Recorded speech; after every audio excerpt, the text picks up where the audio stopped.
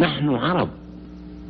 القوي بيحاول أن يفترس اللي أقل من قوة بشكل أو بآخر. لماذا؟ الجواب عند صدام.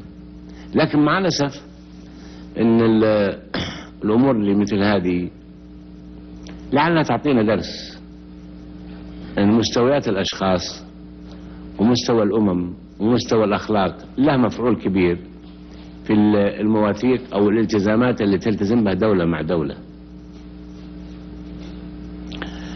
فإذا كان المملكة العربية السعودية بذلت ما استطاعت من مجهود، وما الحقيقة أن الحياة والموت تساوت عندنا واحد واحد.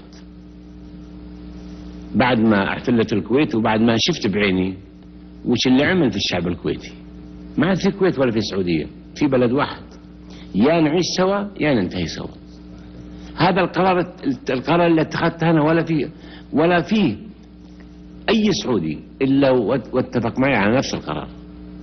يا تبقى الكويت والسعودية يا تنتهي الكويت والسعودية، لا يمكن تنتهي واحدة تبقى الثانية. وأظن أكد خادم الحرمين الشريفين الملك فهد بن عبد العزيز أن وقوف المملكة العربية السعودية إلى جانب الكويت منذ بدء الاحتلال العراقي الأثيم وحتى بدء العمليات العسكرية إنما يمثل الواجب الأخوي الذي تمليه روابط العقيدة الإسلامية والدم وأواصر المودة وواجب حسن الجوار.